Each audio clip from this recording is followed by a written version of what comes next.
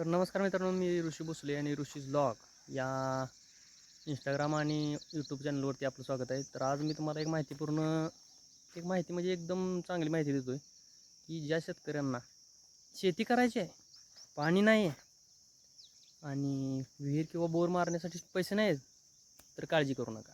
हा व्हिडिओ तुमच्यासाठीच आहे. तर आता आपल्याला विहीर खोदण्यासाठी शासनातर्फे आपल्याला 5 लाख रुपयाचं अनुदान मिळणार आहे. किती? 5 लाख रुपये. 5 लाख रुपयेमध्ये होऊन शकतं, काय प्रॉब्लेम येत नाही. 5 लाख रुपये अनुदान मिळणार आहे. कसं मिळणार आहे हे स्टेप बाय स्टेप सांगतो आहे तुम्हाला. व्हिडिओ लास्टपर्यंत बघा. तर आपण हे मागं मी बघताय ना तुम्ही, ही मी वैयक्तिक काढलेली विहीर आहे. तर 5 लाख रुपये अनुदान मिळते. यासाठी लागणारी कागदपत्र वगैरे मी सगळी डिटेल मी तुम्हाला सांगणार आहे. फक्त तुम्ही मला कमेंट मला करा की मला कागदपत्र हवेत.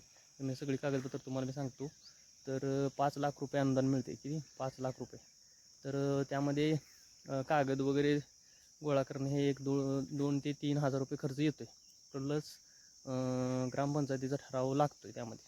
ते फार महत्त्वाचं आहे आणि होऊ शकतं. जर एखाद्या शेतकऱ्याला शेती करायची आहे आणि पाणी नाही आहे, तर हा ऑप्शन त्याच्यासाठी बेटर आहे. फक्त मी पहिल्यांदा सांगतो आहे की शासनाचं काम आहे, त्यामुळे ते पैसे पण हळूहळूच मिळतात. वरून निधी जसा जसा मंजूर होतो आहे तसंच ते तुम्हाला मिळत राहणार आहे. त्याची प्रोसिजर असते. ती प्रोसिजर तुम्हाला पंचायत समितीमध्ये गेल्यानंतर वैयक्तिकरित्या मिळून जाईल. पण ज्या शेतकऱ्यांना पैसे नाहीत त्यांनी हा लाभ अवश्य घ्या. फक्त स्टेप बाय स्टेप पैसे मिळतात याची खात्री करा. कारण पहिल्यांदा खर्चानं ही विहीर आपल्याला काढावी लागणार आहे आणि नंतर शासनामार्फत आपल्याला हा पैसा मिळणार आहे. तर पूर्ण पूर्वतयारी करून मगच यामध्ये तुम्ही इन्व्हेस्टमेंट करा. कारण पाण्याशिवाय शेती होत नाही. पाणी असेल तर सर्व गोष्टी साध्य आहेत.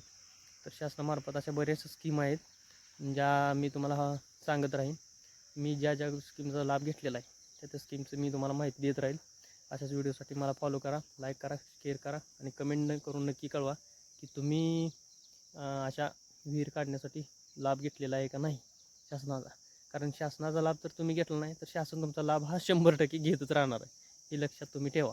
शेतकऱ्याने आवर्जून शासनाच्या कोणत्याही स्कीमचा लाभ घेण्यापासून वंचित राहू नका. प्रत्येक स्कीमचा लाभ घ्या.